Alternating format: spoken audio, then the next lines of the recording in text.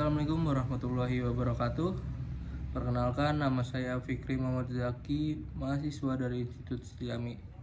Kali ini saya akan mereview modul 1-7 dari mata perkuliahan riset kehumasan. Oke, yang pertama itu di modul pertama kita ngebahas tentang transformasi PR. Nah, di transformasi PR ini kita membahas tentang filosofi dan definisi PR.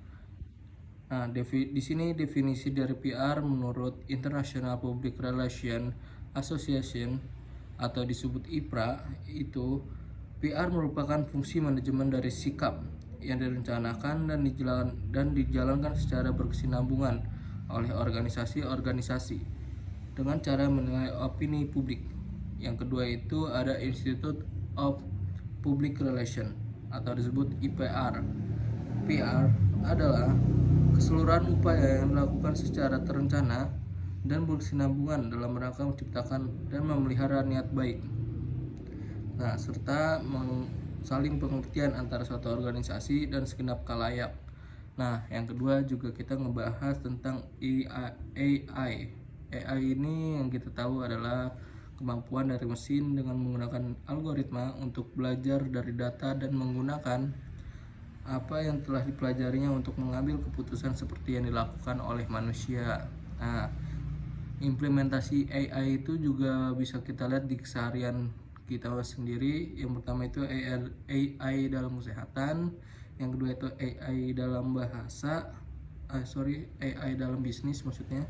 Yang ketiga itu AI dalam pendidikan, yang keempat itu ada AI dalam keuangan, yang kelima itu ada AI dalam PR.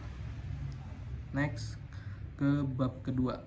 Nah, kita masuk ke bab kedua ini kita membahas tentang sifat riset PR. Yang akan kita bahas di sini adalah tentang riset informal dan formal. Riset informal adalah riset yang dilakukan tanpa dibatasi oleh aturan-aturan baku dalam riset-riset ilmiah. Contohnya itu ada record keeping, kedua itu managing by walking around atau MBWA, yang ketiga itu ada kotak opini, yang keempat itu ada unobtrusive measurement, yang kelima itu ada publicity analysis. Nah, kita masuk ke riset formal. Riset formal adalah riset yang dilakukan dengan menggunakan prosedur-prosedur ilmiah baik secara kuantitatif maupun kualitatif. Contohnya itu ada wawancara mendalam, analis isi, survei, fokus grup diskusi, dan kelima yang terakhir itu ada eksperimen. Nah, yang kedua ini di bab kedua kita akan membahas tentang model komunikasi PR. Nah, yang pertama itu ada model press urgency, yang kedua itu ada model publik informasi, yang ketiga itu ada model two-way asymmetric, yang keempat itu ada model two-way symmetric. Next kita akan bahas tentang bab 3. Next kita masuk ke modul ketiga yaitu tentang kategori riset PR. Yang pertama ada 3 tahapan dalam mengevaluasi program PR. Yang pertama itu ada persiapan, yang kedua itu pelaksanaan, yang ketiga itu efek terhadap khalayak. Nah, selanjutnya kita juga membahas tentang audit PR. Audit PR tersebut itu studi komprehensif untuk mengetahui posisi dan kondisi PR dalam organisasi baik secara internal maupun eksternal, mencakup tentang pandangan publik terhadap PR. Next kita masuk ke modul keempat.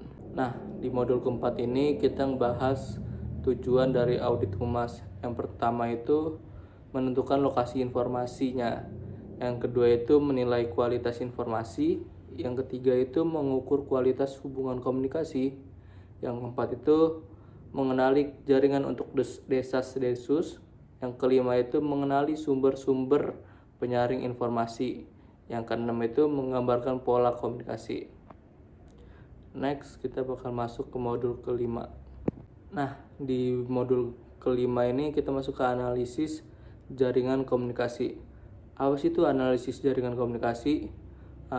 Analisis jaringan komunikasi itu bertujuan untuk mengetahui bagaimana mengetahui bagaimana arus informasi terpolakan yang mengalir dalam individu-individu pada sebuah sistem. Biasanya digunakan pada arus informasi bersifat inovasi atau yaitu ide, gagasan, barang yang bersifat baru bagi orang-orang yang tertentu. Next, kita masuk ke modul ke-6. Nah, di modul ke-6 ini kita masuk ke etika riset. Nah, etika riset itu adalah kumpulan asas atau nilai baik dan buruk dalam melakukan riset. Nah, mengapa nih perlu etika riset? Riset berfungsi mengembangkan kajian ilmu. Sifat kebenaran ilmu terletak pada bagaimana ilmu itu diperoleh. Nextnya kita masuk ke modul ke-7. Di modul ke-7 ini kita masuk ke analisis teks dan konteks di media sosial. Ada beberapa metode dan teknik analisis terkait teks yang populer menurut penulis, yaitu yang pertama itu ada analisis isi, analisis naratif, yang ketiga itu ada analisis semiotik, dan keempat itu ada analisis wacana. Mungkin segitu aja review modul 1-7 riset kehumasan. Saya Fikri Muhammad Zaki. Terima kasih.